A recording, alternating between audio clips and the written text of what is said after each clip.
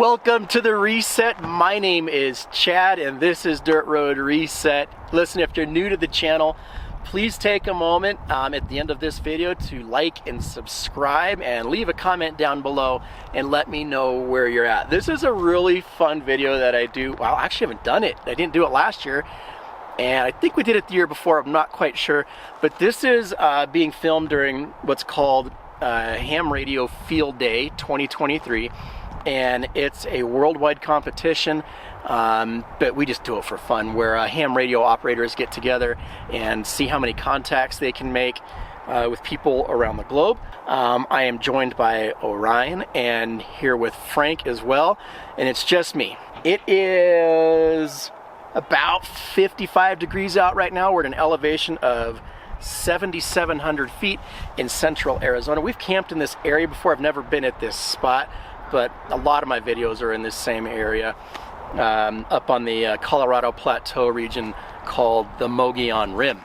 So we're camping in the Kodiak Canvas Truck Tent on this trip. I brought that intentionally. I know when I first got this, I was like, this is going to be primarily my winter weather camping tent. But I wanted to try to see just how well it does with camping in warmer temperatures. Now, by warmer, it's only going to get up to probably the high 70s throughout this trip. That's still a lot better than where I came from down in Phoenix, where it was 106 degrees when I left this afternoon. So I will take it. But anyway, I want to see just how well this does in warmer temperatures. I've heard mixed reviews so far. I mean, I've got all the windows open, so it's got good ventilation right now. The test will be tomorrow, though, when we see just how well this duck canvas breathes, and I'm pretty optimistic it'll work. So welcome on the adventure. The reset starts now.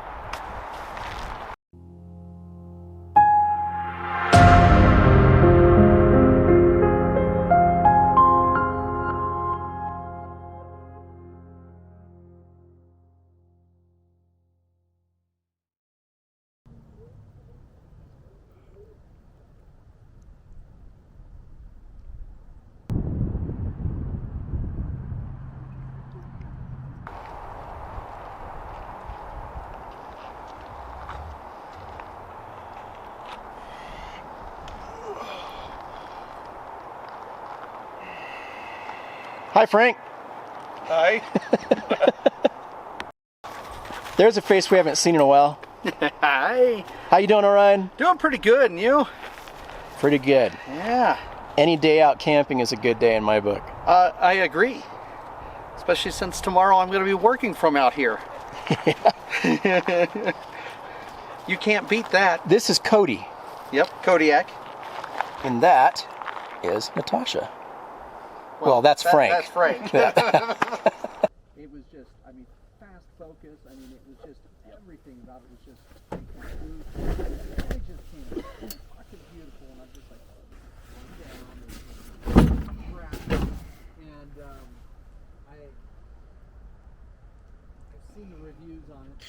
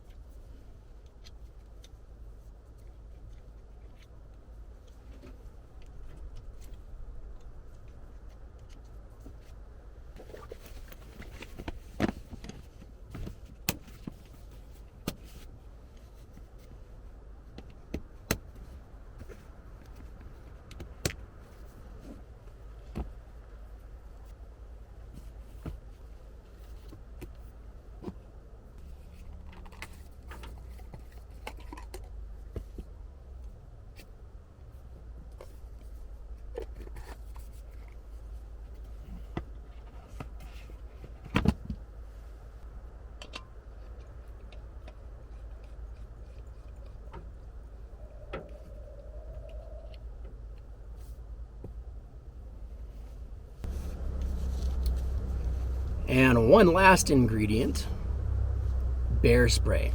This isn't something I bring with me on all my trips, but I will be for a while, because just last week, not too far from here, in the pines of central Arizona, north central Arizona, a adult guy was camping and sitting in his camp chair making coffee, and was attacked from behind by a black bear and eaten by said black bear and killed. I've seen black bear, but I've never seen them be aggressive in these parts. But that just goes to show you can't let your guard down. So yeah, in these next few videos, you'll definitely see me with a can of this.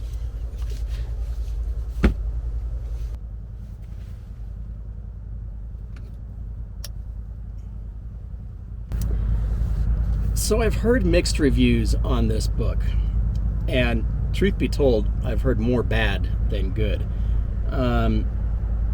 Dave Canterbury authored this book some time ago, Bushcraft 101. Probably widely regarded as the most well-known and most read bushcraft book out there by, Dave Canterbury. He's world-renowned for being one of the leaders in teaching of the craft. He's got a good following, but he's also got people that don't really like him that much. I don't have an opinion on that, but this one's cool, so I'll read it, and give you my feedback. Let me know your comments if you've read this, what you thought of this book in the comments below. This one actually happens to be autographed by Dave himself. So Felicia, if you're watching, put your comment down below.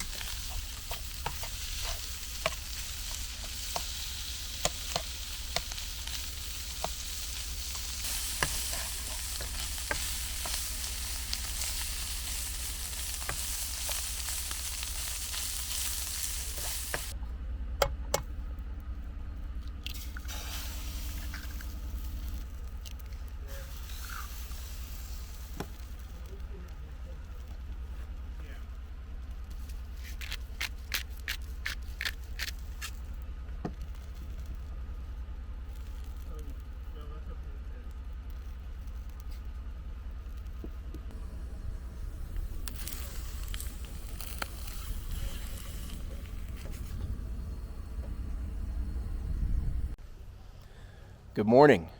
It's great. It's probably about 55 degrees or so outside. Something like that. And we're sitting here just chatting, and across the way we're in a spot where there's clearly other campers around us, but they're well spaced. But I could hear music blaring, and this from a campsite that's probably at least 150 yards away. I mean, just blaring, and it's 5:30 in the morning. Yeah. So I wanted to touch base real quick, because I know sometimes we get some viewers on the channel that are new to camping, or just to validate some of the frustrations that you also have, that we also have. I'll start by saying, loud music. Listen, I'm not, I don't want to say guilty, but I've been known to turn my music up when I'm camping during the day. Even at night sometimes, especially when my cousin Chris and I go camping, oh my gosh, we'll turn the music up, but there's nobody around us.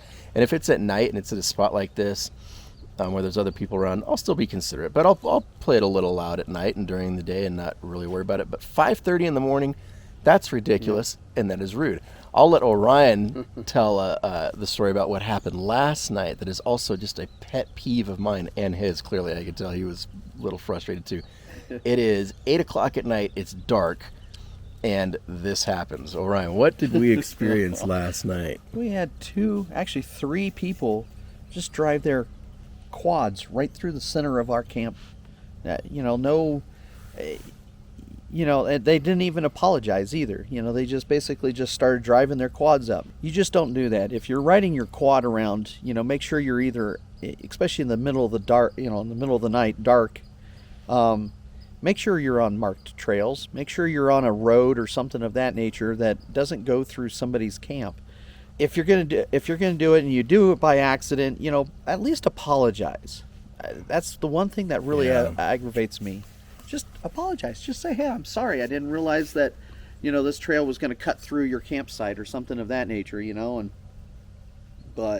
it was crazy because it wasn't like they just happened to stumble across our campsite. No, they were riding through the middle of the forest and drove literally right through the middle of our site. And I was more concerned. We've got solar panels set up out here and other things, camping equipment out on the ground, and they could have easily ran right over it and not have seen it coming up on them. So just be considerate of where you're riding your side-by-sides, your ATVs, and certainly it's never okay to just drive through the center of somebody's camp. Yeah, a lot of wild horses up through this area. Yeah, they have the exception.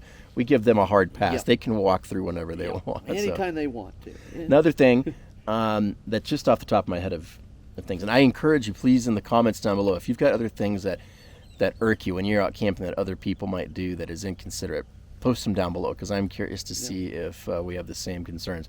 My other thing that pops into my head is doggies. So I'm a dog lover. Pretty soon I'm gonna be, Liam has just been bugging me to get a dog, and I'm gonna quench that desire of his, and we're gonna get a camping dog here pretty soon. But if you've got a dog, I listen. You'll never see me with my dog on a leash when I'm camping. I think that there's probably rules and regulations that say your dog should be on a leash, but I think when you're camping, you don't need your dog on a leash. However, and this is just common sense, right? If you have a dog that likes to jump and likes to run around it and stuff like that, when there's other people around that the dog doesn't know, keep it on a leash. Most certainly, it's never okay for your dog to just let your dog go off and roam if there's other campers nearby. My last dog, when we would go camping, I let him take off quite frequently and do his thing. He always came back, but I would only do that if there was nobody around us for miles. There's also a danger factor with that. Your dog might not come back. But if there's other campers, but if there's other campers around, be courteous and keep your dog at camp, because there's nothing more. There is other things I was about to say. There's nothing more alarming. There definitely are more alarming things that could come roaming into your camp that you're not expecting. But one of them would be just a random dog that you don't know comes running up to you, and you're like, whose dog is this? Yep. Where we go camping, where Chad and I go camping, and Chad goes into places that I don't normally go, there's mountain lions, there's bears. I mean, that's just something that you have to... coyotes, And coyotes, typically what they'll try to do is they'll try to lure your dog away and then kill it. So you got to be mindful of where you're camping at. Absolutely. And do your research before going to a spot. I had mentioned earlier in the video about the story that happened about a week ago here in northern Arizona, where the guy was killed by a black bear, which is rare in this area. Bears aren't rare, but being killed by one is. And I'd made the comment in the video that he was just drinking his coffee, and the bear pretty much made a sneak attack, for lack of a better term, and ate him. And I wasn't saying that to sound funny. The bear literally ate the guy. He was chewing. The bear attacked him from behind and drug him off. It killed him and then proceeded to consume him. Fortunately, some neighbors could or I think they either witnessed it or could hear it, and were too late. But they killed the bear. They killed the bear. Just be cognizant of your surroundings at all times. You've seen, there's been videos, if you're new to the channel, there's been videos from a couple years ago when I was camping in an area not too far from here, and I had a female mountain lion about 50 yards behind me making her, I don't know what they call that, their cry, or their call. It sounds like a woman screaming when they're crying. It'll scare the bejesus out of you, but mountain lions, I'm not worried about bears. Despite the story I just told you, it's a true story. I'm still not worried about them. Mountain lions, that's a different beast right there, man. Those are some nasty creatures. You got one. If you find a mountain lion in the woods, they've been watching you for probably a long time before you even knew it was there. And I don't mess with those. So I just remembered one more thing when we were talking about the dogs. When you're out camping, if you have a dog, a medium-sized dog or a large-sized dog, this isn't really an issue, other than there's other wildlife that could harm your animal. But if you have a small dog like a Chihuahua or a Yorkie or something like that, there's also another concern that people don't really think about too often when you're out camping, and that is birds. There are reports of, a little dog running around. Don't for one second think that there's not a falcon or a hawk out there, or an eagle, something out there that doesn't look down upon that little dog of yours and see a meal, an easy meal at that, because it's happened. And if you've got a small dog, it's probably best to keep it either leashed or nearby you at all times, because this is bird country, and if they see that little thing out, they're not going to hesitate to snatch it up and ride away with it. Fly away with it.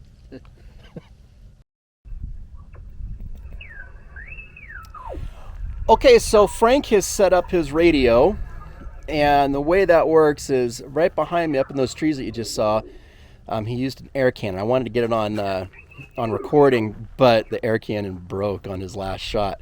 But he was able to get it up on the first one, and it's strung up about 40 feet. Well, that's probably about 40 or 50 feet into the trees. And this is what they call a Carolina Wyndham off-center fed long wire. He's got it pointed like northeast, southwest, and it's strung between two other trees on both ends behind me. Frank, what's the total length on that about? I think it's about 200. Yeah, about, if it's the same one that I got, about 210 feet or so from end to end. Center fed into some LMR 400 coax, and then going into the radio. And that coax is going into the back of Frank's FT 991 from Yaesu. And he's got his auto tuner on top. Right now he's on a frequency of 14.287 in the 20 meter band. And this is the software that is used for the field day contest here. If you're doing normal ham operations, you're not doing like a contest or anything like that, you wouldn't even need the laptop or the software. You just run straight off the radio. Frank's already, we've heard Hawaii, and what was the other one? Bermuda. And Bermuda, yeah. Texas and California, we're coming in real clear. Yeah, everything's coming in really good so far. I'm not sure when the official start time is for the contest, but 11. Yeah, 11 o'clock. Just over an hour and a half from now. And we'll show you what that looks like once we get rolling.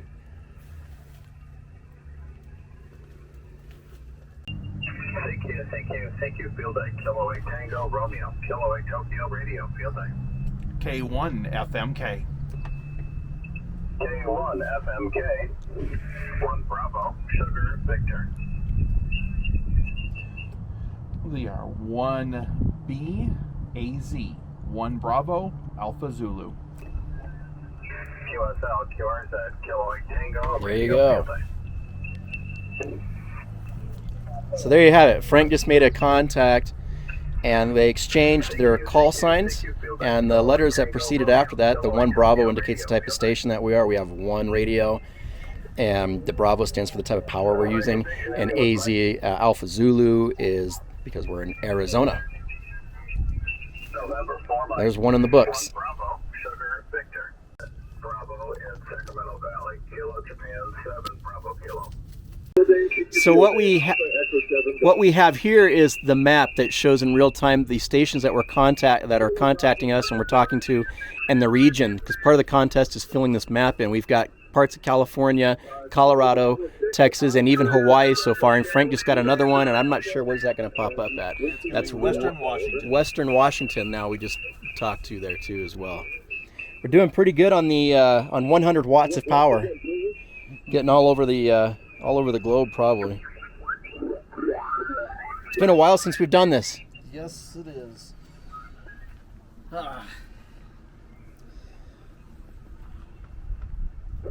And back in the day when Orion and Frank and I would do this, we'd have 4 or 5 radios and 10 to 15 people on at all times working this, and we'd get really into it. So maybe this will be the kickstart we need to get back into those type of events.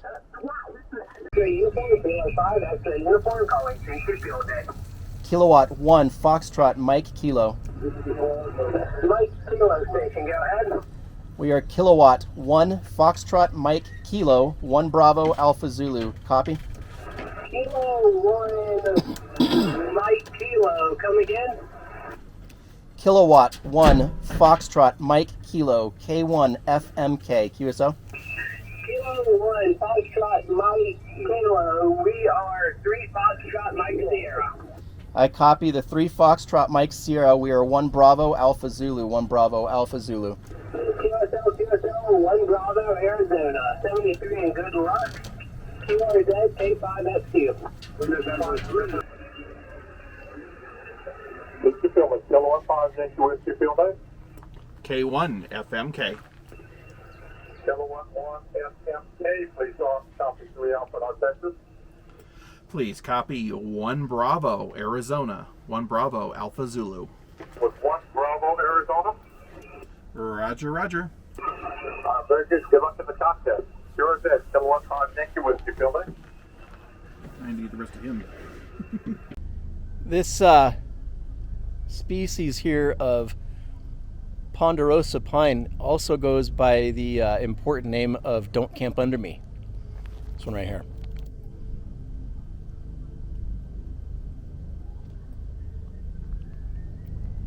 Yeah, that's a big nope.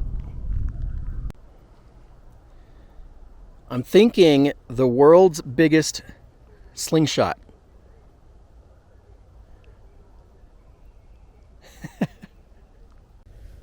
Well, wrapping up for the night. I haven't done this in a few years, and typically when the guys and I do this event every year, we go all out. Like, I bring a truckload of different radios. We put massive 200-foot long antennas in trees, and it's a lot of fun. We scaled it way back this year and only brought a couple radios. I didn't even bring one of my own.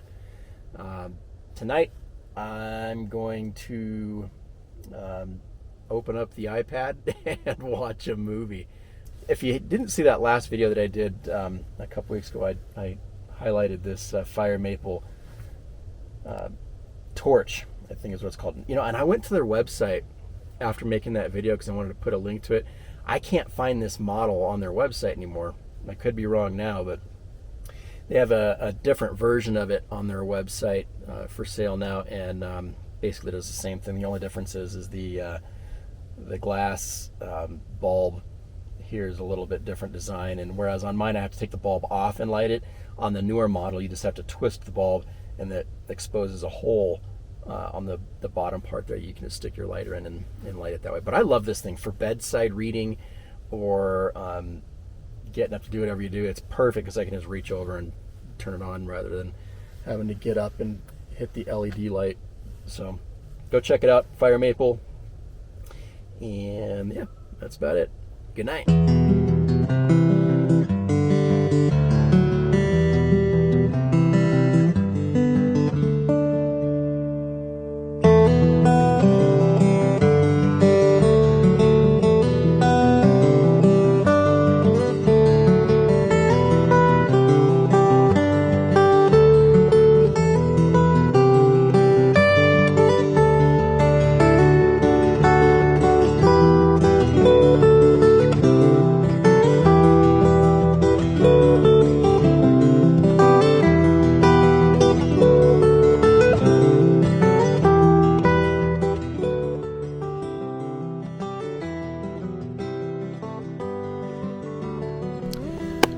we've reached my least favorite part of any dirt road reset, and that is the point where we're packing up and we're getting ready to head out.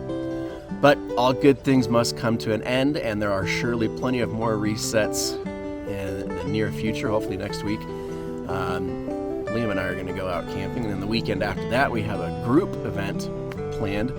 So we've got plenty more on the horizon. Listen, if this is your first time here, again, please consider liking and subscribing. Leave some comments down below about what your gripes are with other people when you're camping. I'd love to hear you sound off in the comments section about that. Listen, if you or someone you know is suffering from anything that's racking the mind, it's causing stress, anxiety, postpartum, addiction, PTSD, you name it. It could be a whole gamut of different things. First and foremost, don't be ashamed to get the professional help that you and your loved ones deserve. Second, break the stigma. There's a good chance that someone very close to you is suffering from one of these things and they're too ashamed to admit it to another person. Also, last but not least, I really encourage you to get outside, explore nature, and find your dirt road to reset. We'll see you on the next one, guys.